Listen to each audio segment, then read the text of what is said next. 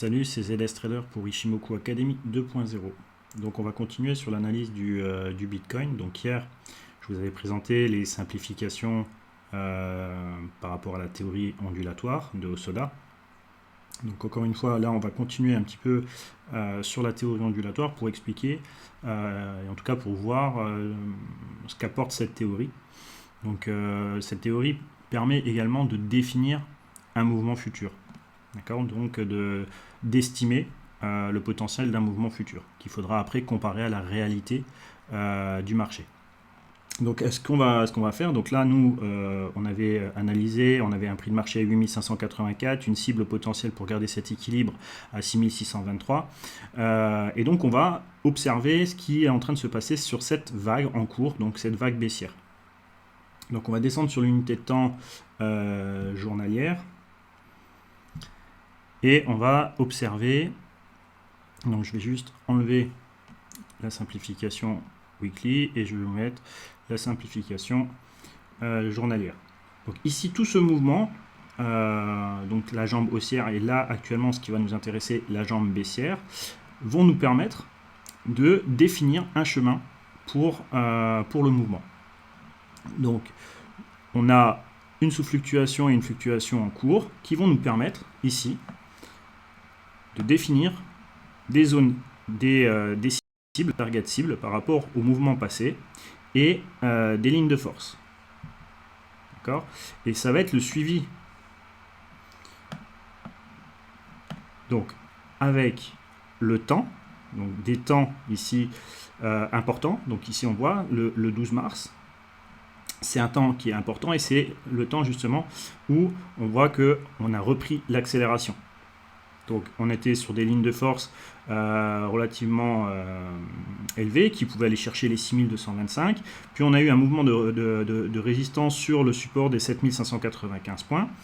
Et, enfin de support, ouais, des 7595 points, pardon. On a changé les lignes de force et on est arrivé à ce qu'on appelle un NKB, une date de changement important. Ici, on a une accélération de nouveau et on est en train de chercher et de travailler la cible des 7340 points. Et on a cette ligne de force là qui est suivie. Donc pour le moment, voilà, vous avez, grâce à la théorie ondulatoire, la possibilité de créer on dit ça un GPS, mais pourquoi? Parce que vous avez le temps et les niveaux. Et c'est ça qui est important en fait de suivre pour être rassuré et savoir quoi faire dans le marché. Vous avez besoin de ces deux notions, temps et prix. Et bien souvent, il est rare de prendre en considération le temps.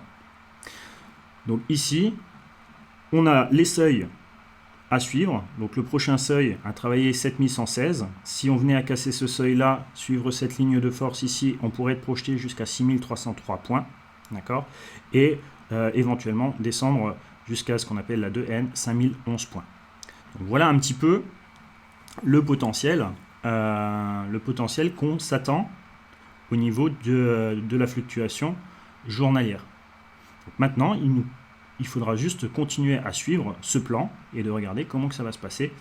Voilà. Donc ici, vous avez vu qu'on n'a pas les lignes de l'Ishimoku puisqu'on est sur la théorie ondulatoire. D'accord ?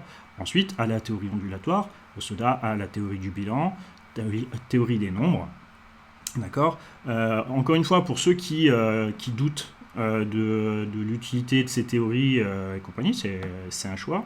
Et savoir si sur le Bitcoin, qui est un marché plutôt récent, ça marche également. J'ai juste fait la petite étude sur les cycles temporels. Je vais vous montrer les cycles temporels ici, qu'on appelle ça des Kiyotsushi, donc avec les nombres de l'Ishimoku, donc il faut un peu les connaître. Mais voilà, vous avez le chiffre 17, le chiffre 33, 26, 26. Là, on retrouve ces nombres de l'Ishimoku, donc de la suite de Hosoda, dans tout le mouvement du Bitcoin. En fait, là, vous avez son rythme, son rythme, ses cycles, au niveau du Bitcoin qui répondent très bien au nombre de l'Ishimoku. Donc voilà, c'était simplement pour faire une petite vidéo sur le Bitcoin avec les théories ondulatoires qui aujourd'hui, eh bien, fonctionnent très bien, même sur un marché comme le Bitcoin.